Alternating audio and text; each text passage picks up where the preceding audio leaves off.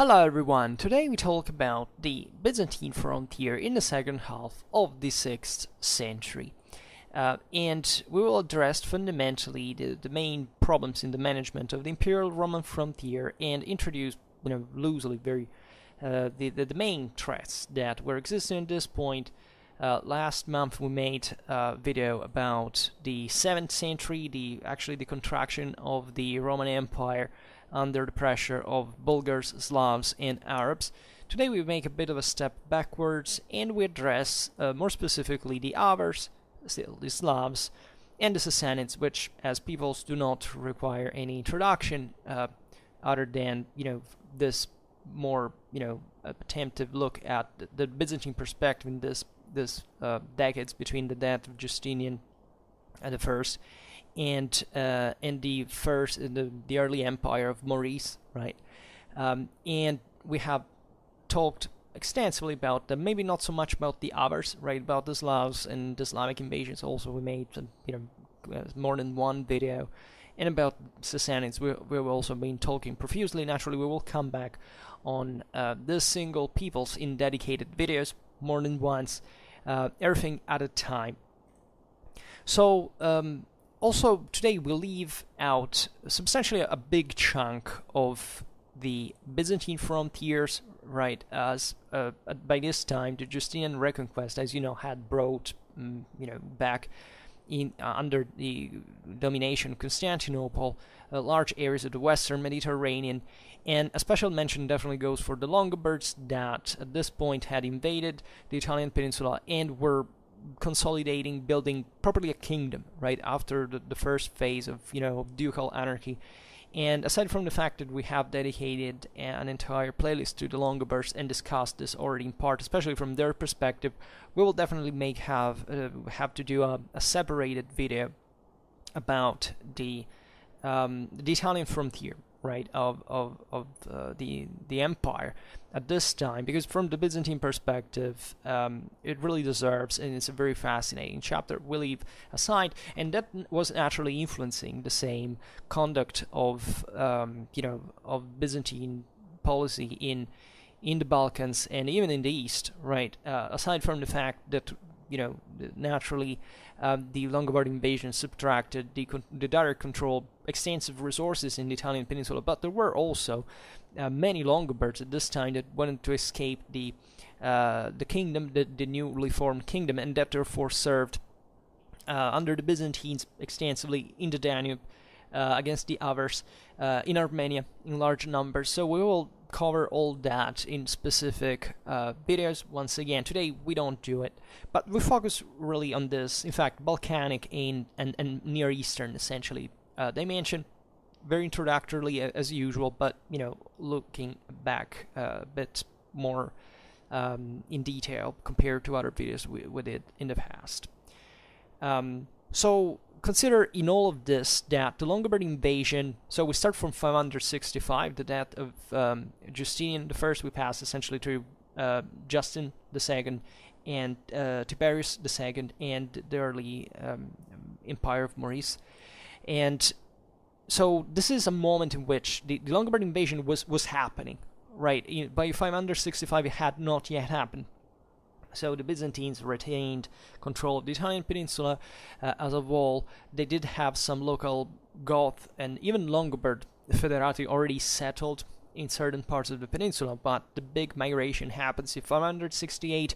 It didn't even come up with a single chunk. There were parts of Longobards that abandoned the Pannonian basin that, as you will see now, was being filled actually that time by the Avars, who the time of the Longobard migration proper weren't actually that compact threat that it's often credited saying, the Longobards just went to Italy because of the Avar push. Really not. If you look at the early Avar times here, they were very far from the compact unitary domain that would arrive to even besiege Constantinople, etc. But definitely they were not such a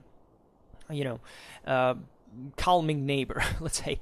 So, but also there is this whole idea that it's not verified, but it's actually very very concretely stressed by historiography, is that very likely the so-called Longobards invasion was actually a federati, it was a fedus settlement proper that went out of hand for the Byzantines, that eventually would try, and this time also to ally with the Merovingian Franks. They invaded the Po Valley altogether, but the operation failed. The two armies didn't reconnect. The plague broke out within the army, and the Longobards basically won just by remaining within the city walls of. But that's in fact another chapter. But that surely had an important repercussion on, in fact, the Pannonian area, where the Avar domination would found itself on a territorial base. So even in this case, like for many other peoples would come later, like the Bulgars, like the Magyars, etc., it had been, there is this natural process of sedentarization that at this time also allows the Avars to compete with Constantinople itself, right? With these people, the Avars were of Turkic origin, seemingly, and yet, as many Turkic people of the time were actually not like brutish steppes peoples without any, they had actually very close to the whole Middle Eastern deal of warfare. Even they displayed some interesting siege warfare capabilities. So they were a very organized force, and were considered, if you read the Strategicon of the pseudo Maurice, actually the most dreaded barbarians. Why? Because they were very organized, right, and more drilled, more trained, more disciplined than all the others, right. We will keep reading the Strategicon on another occasion, but what I wanted to stress in this excursus is rather how the situation was still transitioning, right? There was no stability. This broader chunk of, the eastern part of Europe would constantly be reinvested regularly by these Eurasian steppes movements, the peoples that also settled north of the Danube, east of the Rhine, were yet to be stabilized as such, right? This migrations also pushed other peoples aside, also cut them in half. Think about, even the Slavs that, especially during the Magyar invasions, were split in what we know, in fact, between the Western Slavs and the Yugoslavs. In all a movement of populations, of knowledge, of experiences that were naturally also all intertwined to the political interests of the same peoples, and that Constantinople got, let's say, the burden of stemming, as always, in this continuous avalanches that naturally invested, the Balkans before Western Europe, intended fundamentally to stop in there. Migration era in Western Europe stops, in fact, in the 6th century, right? With the Longobards that are objectively the last wave, and they were also insiders, as fundamentally they had never left Central Europe during their migration. So this other side is naturally very different. Constantinople is exposed to this kind of Asian and Pontic dimension that also will shape its own, not just political but also military culture, right? Look at the same peoples all served in various ways. In the Byzantine army, we made a video about this, specifically looking at this overlooked chapter, actually, of the Byzantine auxiliaries, of the so many peoples that are remembered generally as the enemies of Constantinople, but that basically all regularly served with with detached bands, but also on a regular base in this crazy system of alliances that switched at every second, and that for which, if you're my enemy's enemy, you're my friend, and then it goes like that. Unfortunately, there were so many people that it was difficult to tell also who was friend and who was enemy, and generally speaking, nobody liked very much each other, as today, in many ways. So things never really changed. The Balkanic dimension, therefore, is particularly important because since the movements of the Danubian frontier had been a great direct threat to Constantinople itself since ever. I mean, think about Visigoths, Adrianople, this massive, movements of peoples that once crossed the Danube, were in Thrace, and or in Illyricum, and therefore, respectively, very close to Constantinople, and also controlling some of the most strategically important centers of the time. Today we will give a look at Sirmium and Singidunum, today's Belgrade, and observing of how, in fact, the Avars especially had, as we have recalled, the siege capabilities, went for their the control, taking the control of this important fortresses, and from there eventually launching raids from far south.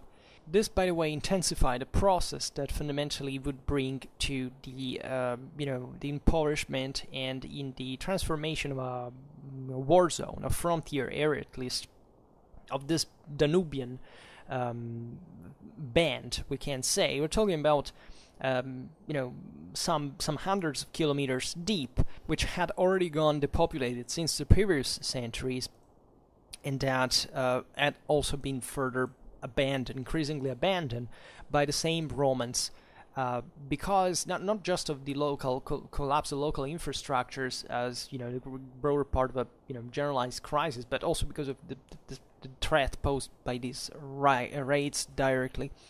And this was a sort of buffer area, right, that could also defend. In fact, crossing it, even for organized armies, meant to enter, as we've seen, hundreds of miles inland to enemy territory, and this naturally stretched the supply lines and rendered things fairly more difficult. But another factor that added problems to the Byzantines was also the Slavic migrations that were, albeit way less organized, because they were still coordinated in a way in certain regional sectors, but fundamentally they passed more like they were fragmented. But that was exactly the problem, right? It was a tide that couldn't be controlled by stopping one king or another, right? These were all clans that poured and arrived as far as the Peloponnese. They basically Slavicized the entire Balkans, virtually, and that also had very varied degree of consequences in themselves. Like usually, the Slavic migrations are remembered as fairly pacific for time standards. Actually, in this context, they weren't so much, but at least these peoples also basically remained within what was the Roman imperial land, right? So there were also clans and other principalities that began to rise, but fundamentally as nominally subject, at least from the Byzantine side, of the same empire, and becoming in certain cases also colonists and subjects that paid taxes and so on. But the thing is so shaded and complicated that we'll have to deal with it more in detail on another occasion. And this phenomena in the Balkans assumed wider proportions and different modalities, we can say, compared to the Justinian period, since the Byzantines, as we've seen, had to deal now with the aggression of the Avars, and this more uncontrollable incursions that brought eventually to the permanent occupation from the side of the Slavs during the second half of the 6th century that settled, as we've seen, in great part of the Balkanic Peninsula. So Justin II, Emperor 565-578, abandoned fundamentally the flexible policy of his predecessor, Justinian, and he refused to continue to correspond this tribute that already under his predecessor had been granted to the Avars, right? Because the migration had been somewhat slow, right? And we've seen that it was never like a unique group moving, that there were all scattered clans also of different ethnic origin, telling the truth. And in order to keep this guys at bay, it was normal for the time to simply pay a tribute. And that, from one side, on the short run, was an effective mean. It was actually employed by every single polity at the time. But naturally, in the case of Constantinople, that was the largest power around, it also meant that all these peoples from this troubled Eurasian area would be automatically attracted and started gravitating around the same empire with hostile intentions that, however, Constantinople was also capable of, let's say, diverting, as we have seen, to co-opt them, to fundamentally manipulate them and achieve some important diplomatic strategic goals through that. Other times the intervention instead was more direct, right? Military expeditions were still the most definitive way, especially to ensure the control of certain key points, such as, in fact, the city of Sirmium on the lower Sava, that had been conquered by the Gepids, that were a Germanic people inhabiting what would be today's eastern Hungary and western Romania, in the Carpathian Basin, and that after the Avar migration had passed to the Avars, right? The Gepids had been actually defeated and incorporated by the Longobards that eventually had brought them to Italy. But this center was what essentially both the Longobards and the Gepids back in the day had struggled to control, following the lower Sava. Sirmium would be, by the way, today's Sremska Mitrovica in Serbia, and it had been a major Roman base since the times of Marcus Aurelius. And even before, these were all settlements that had developed from the Danubian Celtic area fundamentally, and that were entrenched areas. It's important trade posts as well. And from here, naturally, the Avars had been able to threaten the Danubian area as a whole. And so the Byzantine expedition under Justin II brought finally to the reincorporation of this base in the empire.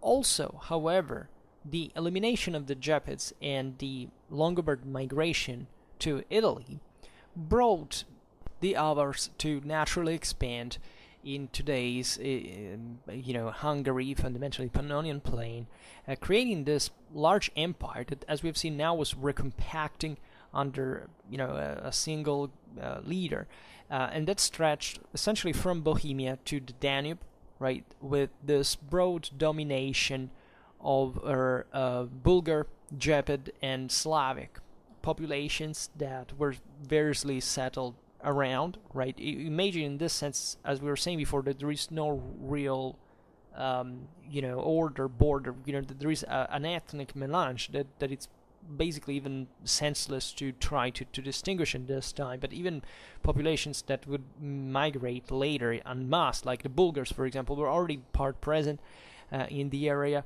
The Slavs had even been led in part by the Avar migration as such. In fact, it somewhat stereotypically represented as the subject infantries of the Avar cavalries, right?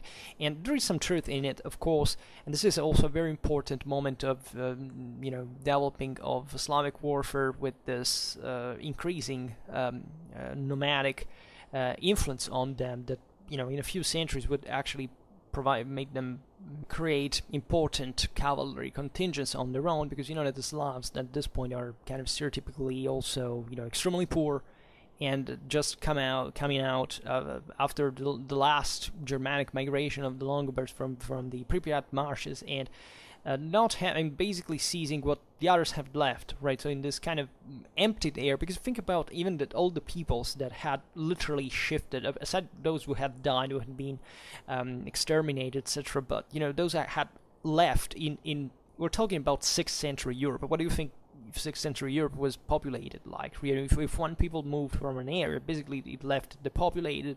Of course, there was always someone left behind, but at this point, even the ethnic impact of the further expansions was much greater, right? And that's the reason why this broader areas would had been fundamentally either Germanic or Celtic or Dacian or Sarmatian were massively Slavicized, right? Because these people basically expanded in all directions and filled this gap, but ending, however, dominated by these other peoples that had come from the steppes and that had a greater cohesion. They had more powerful nobilities, more stratified societies, and all in all, they also were more compact, just because of the metus hostilis of the steppe and this capability also of they've been defined as shepherds of peoples for this, how in the steppes, that's how it all works at the end of the day.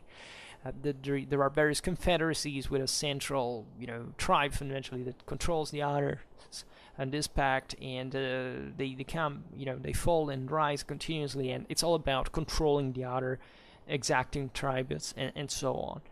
The Avars settled proper, in fact, in the Pannonian Basin across the Danube, and that's their, let's say, ethnic core land once they settled in Europe. And all around you have these other populations. When the mountains begin, the Slavs also begin. Like, of course, there were Slavs also in the center of the Pannonian plain, but generally speaking, this was also a way to retain a certain autonomy, because also, the Avars launch right even in Merovingian Germany at this point. They bother the northeastern Longobards in Friuli, so they have this capacity of projection that, however, was mostly polarized towards Constantinople. But as we'll see now, these were fundamentally raids, and it was not to stay, because the center, as it would be had been for the Huns, it would be for the Magyars, etc., would be the Pannonian Basin. If anything, also because of the structure of these people, this equestrian culture that also needed, this graces to come back to once the raiding season was over, right? All a particular climate and area and dimension. But anyhow, the important is that the capability of Constantinople to control these other populations of the Danubian area came less, right? Because the Byzantines had actually, if you look at how they behaved, for example, with the Longobards or the Gepids on the Pannonian base, it was to kind of tend to recompact them, because one policy was to actually say, okay, these are all scattered clans. Let's make one of them, the most powerful, to rise in a kind of an hegemonic condition, like it happened for the clan of Albabin, that eventually coagulated the Longobard people and brought it to Italy in that case, so that we can have a political referent that we can discuss with, instead of trying to contact all the various clans that are going to clash against each other anyway. This clan will be the stronger, would hold the other kind of subject, and therefore will have an ability to talk with them. But the point was also, let's not make these people too powerful. The Avars at this point are compacting themselves, so naturally Byzantines were interested in maintaining this area, with some referent, but kind of still fragmented overall. So to create a balance, the Avars were breaking this. This was the point, because the Avars were recompacting this all right under their own control, and this was a huge deal, because the Avars, when they also launched these attacks against the empire, were actually being supported by this subject populations like the Bulgars, the leftovers, let's say, of the Gepids, and the Slavs especially, that were all interested to seize their new land. I mean, to settle on behalf of this kind of worse areas, that because if you go south of on the right bank of the Danube, you enter in this literal nightmare that are the Balkans in the area, right?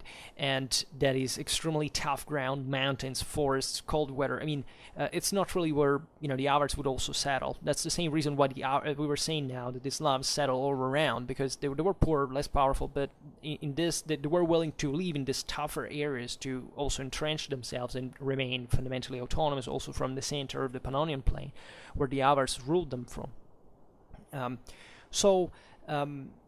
The problem increased because the Avars, the political compaction of the Avars brought naturally to the rapid transformation also of their strategic capabilities. They became much more dynamic and aggressive for the empire, even more than the great Slavic migrations, that in spite being a lot of people, as we have seen, um, there were still, like a demographic expansion rather than a political one.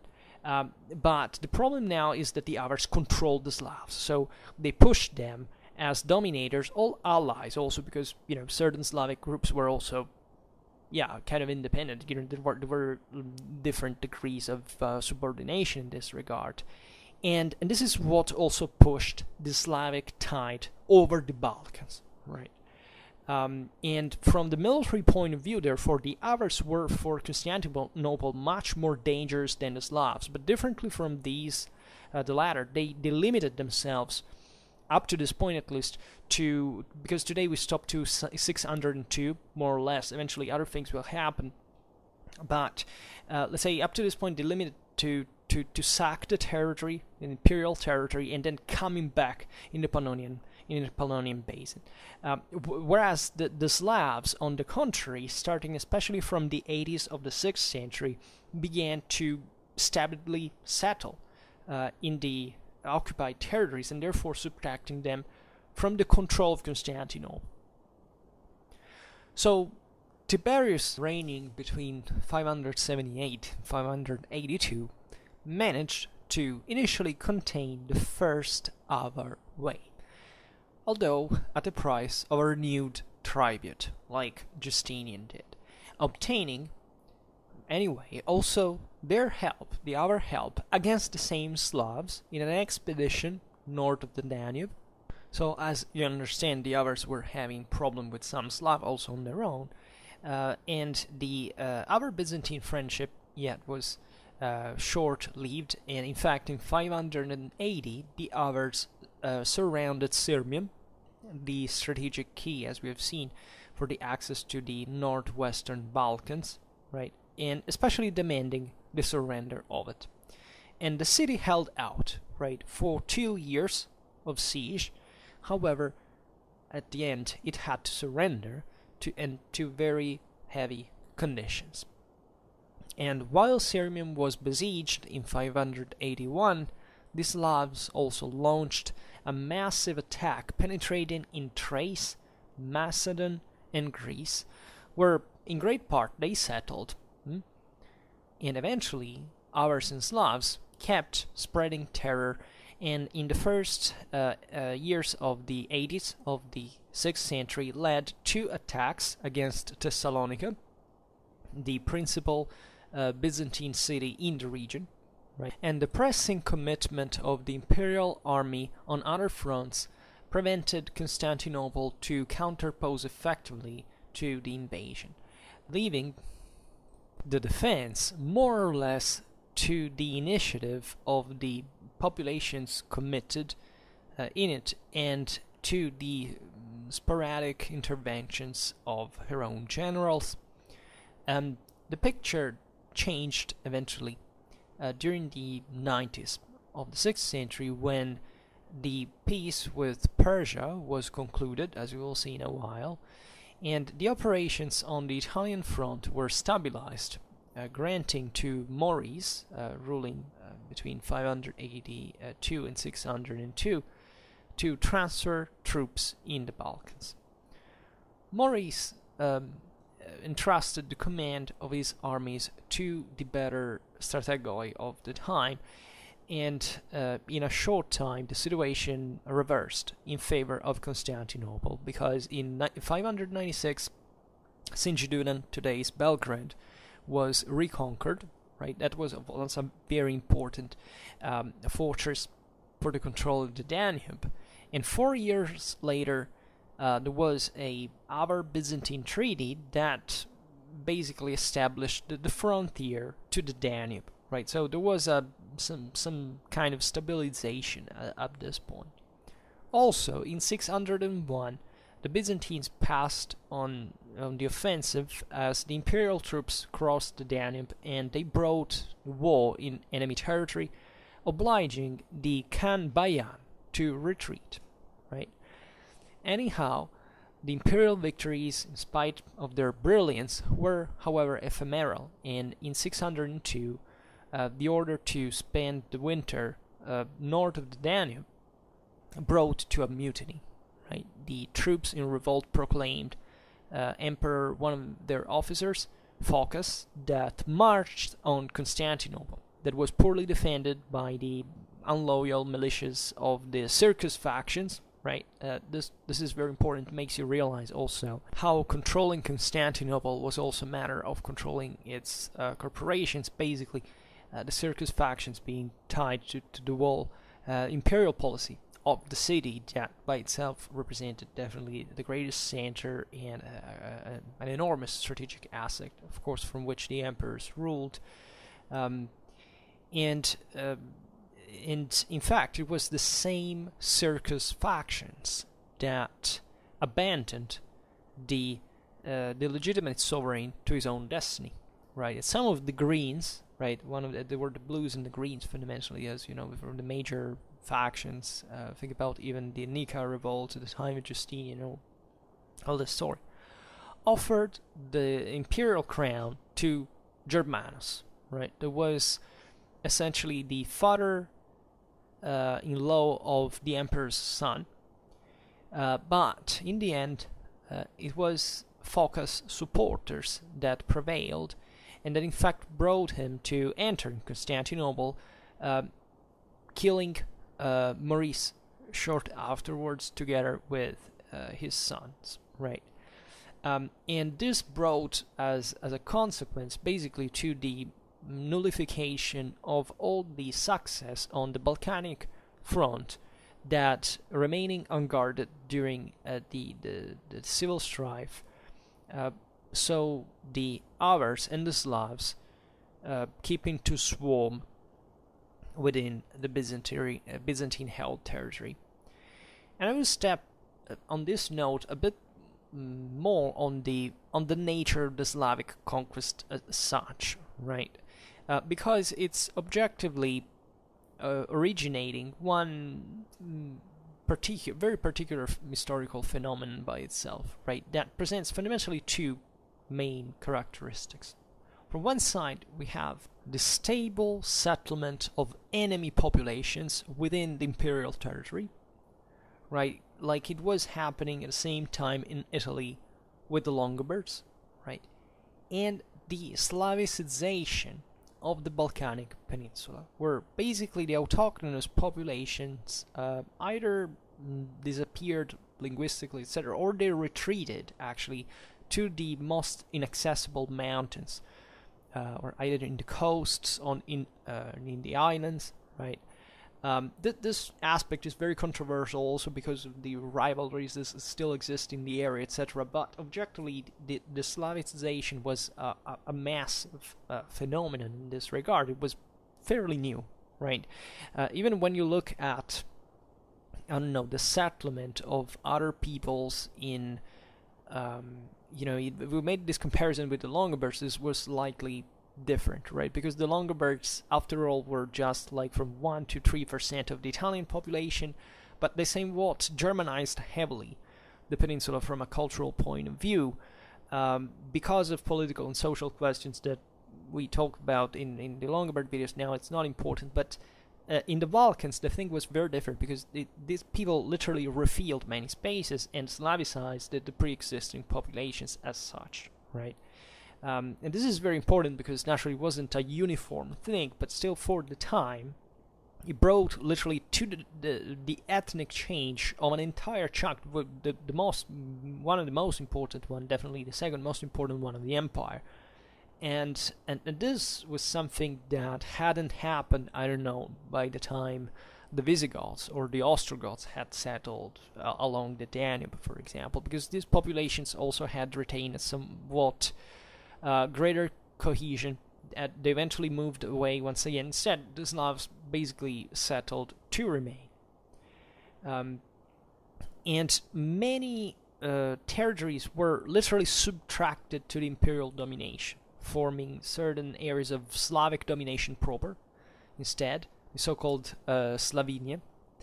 And this is also important because in certain areas, actually, the Slavs began to be assimilated to, as Romans, right? This usually the pattern, the somewhat stereotypical pattern is that the Byzantines, this Greek-speaking communities largely in the Balkans, retained the coastal centers, that were also the major fortified cities were, and this maritime connection with the capital, with the other, let's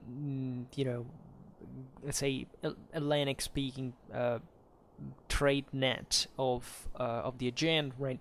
And not only, also with southern Italy and other areas of Black Sea and beyond, even the Sea of Levant. While the country, the interland, was Slavicized, right? And these were peasants and farmers working in their villages. Something similar that happened, in fact, with the Longobards and the Byzantines in Italy as such, with the difference that, however, the Longobards kind of retained more like, the two parts seemed much more like each other, right? But at least in terms of the hinterland and the coastal areas, that was the division. But the Longobards had their cities on their own. The Slavs were mostly villagers, as we've seen, and also their political and social structures were fairly simpler, right? But they were also warlike as a consequence, because not having a central direction, they had basically to deal on their own with all the various threats. So at an individual level, there was a higher level of commitment in fighting, etc. In fact, the Slavs appear in the Strategicon as the somewhat least threatening populations from a strictly military point of view, albeit their individual prowess as fighters is recognized. Especially also the fact that they were materially poor, right? The fact that they didn't have much of an armor, they threw themselves on the enemies, like just to close that gap, also because of missile fire rate, just to reach the enemy and try to everything in hand-to-hand combat at a close distance if they could, or die in the enterprise, because that was the thing. There is much of stereotypical in this, but the principle at the base is orientatively correct, right? A reason asymptotically in this case. Another point about the Slavic migrations within the Balkans is that the situation that was formed after them is all but clear, given the scarcity of sources, and can be reconstructed only following general lines, right? And it's obvious that the best documented situations are the ones that which the Byzantines had more direct vision of, because essentially the Slavs basically didn't write by themselves. They started gradually over time because of exposure to Constantinople, but we can, however, understand a lot also from archaeology and observing this radical change that occurred at this time. And it's kind of unique in its kind, especially in the Balkans, I would say, but it probably followed the same patterns also pretty much everywhere the Slavs settled. The northern and central areas of the Balkans were occupied almost integrally by the Slavs, while the Byzantines retained the authority on the coastal cities of the Adriatic and of the Black Sea, and also over the main centers. Thessalonica was the second city of the empire, and Constantinople as the capital, of course. And this is also important in the broader context of the decline of late antique culture, and as a consequence the one of the cities, of urbanization, right? In the High Middle Ages, we can't talk about cities within the Byzantine Empire just objectively for Constantinople. There was huge, by the way, also for the urban standards of the time across Europe and the Mediterranean, and Thessalonica. The rest were more like towns, right? There is, the idea of this bulky urban centers, well protected with stone walls, with a certain endemic concentration, and as a trade post, and as a, let's say, a center of aeration, I don't know how to say that, of also of culture as such, and economic activities and tying the countryside to the city is objectively applicable just to these two centers that eventually came to monopolize also the control of all the other lands out of the empire. Think about the Okeyaka, the famous, there was a time, I don't know, in Komnenian times, the emperor house controlled Crete as a major private garden, basically. And in all the major houses of Constantinople had their own holdings in the countryside that functioned more or less in the same way for maintaining the capital. That, as you see after its fall, it's not that it remained much out of the empire in itself, not minor powers compared to what the empire had been. Talking about after Fourth Crusade, very far now from this time. And even in this regard, actually, in the 6th century, Constantinople was entirely surrounded by Slavic territories, while Thessalonica exercised de facto just very weak control over the surrounding areas of Thrace up to at least the end of the 7th century.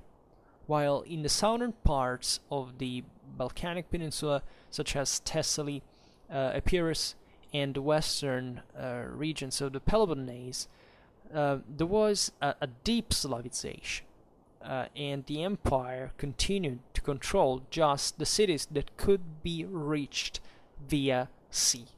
So consider the impact here. I mean, literally the wall up to the Peloponnese, right? And this is, and actually the Slavic migrations continued even beyond. I think there is some indirect evidence that from Greece, the Slavs even took the sea and settled in certain areas of North Africa that at the time was also Byzantine territory, by the way. So this was literally an overflow, and think of the problem of controlling it. So once again, you could, the Avars were terrifying in open field, but if you crushed them, they came back. There was no risk. The Slavs were pouring everywhere. How could you stop them with the 6th, 7th century means of coercion, right? It's in pre-industrial time, you can't control a land, especially in a moment of demographic crisis where actually the enemy is so numerous in the same place. So you have a few resources on your own, and these guys are even more.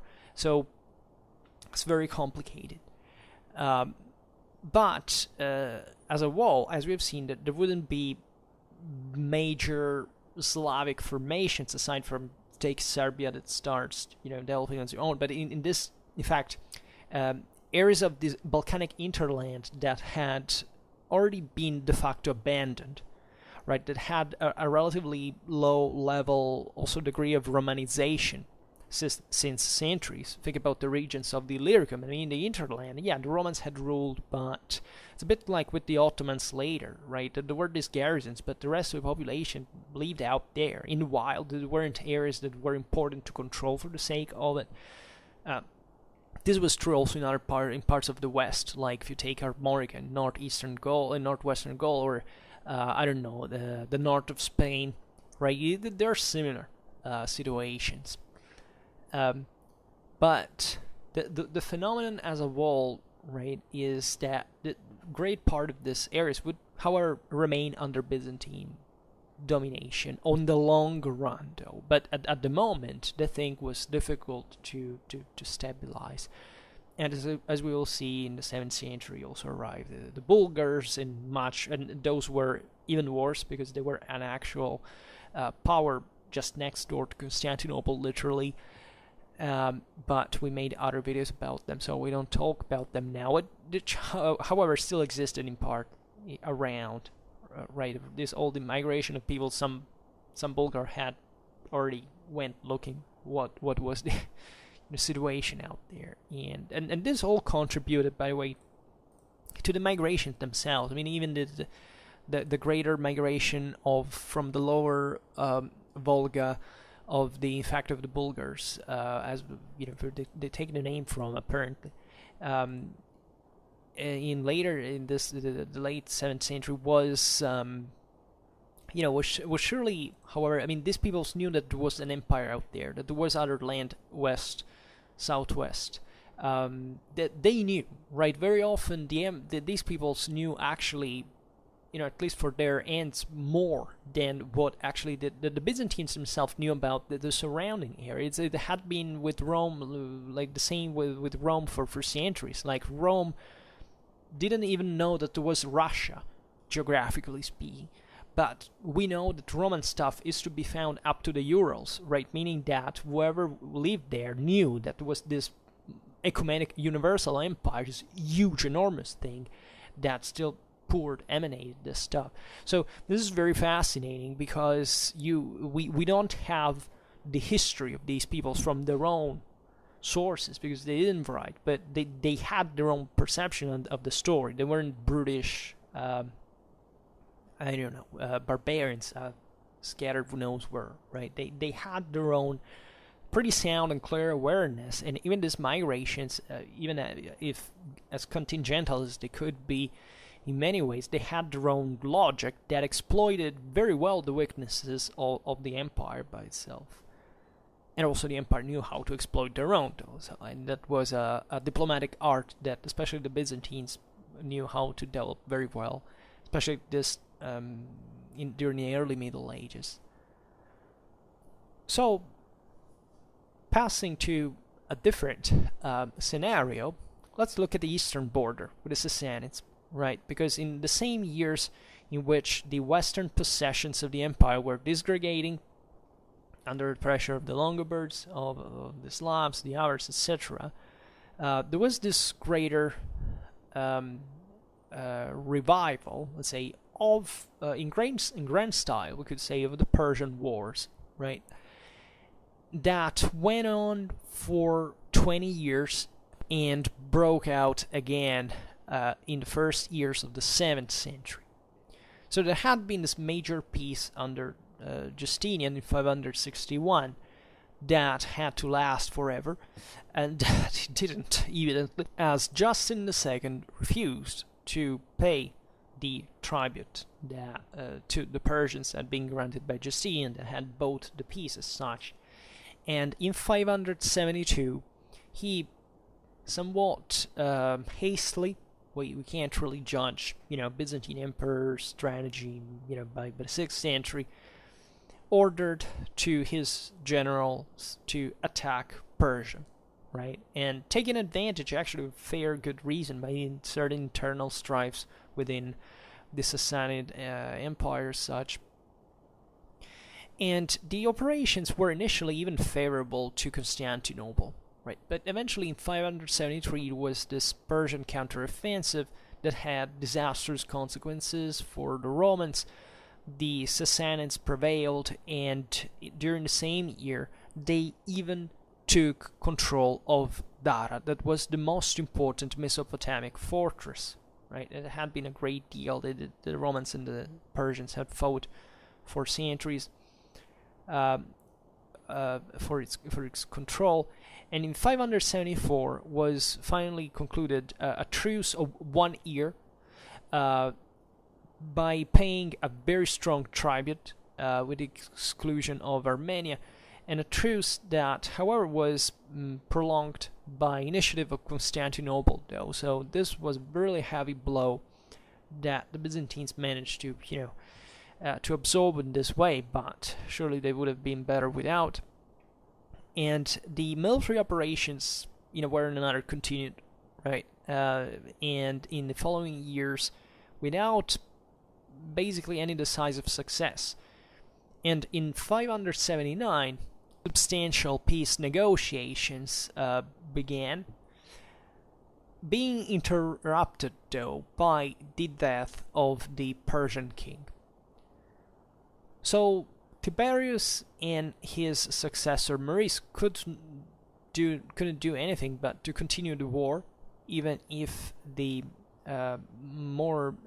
ever-growing symptoms of an evident tiredness from the imperial side were being manifested, and that in fact led to another mutiny of Maurice's troops, because he had reduced their pay since there was no other way to meet with the growth of the public expenses.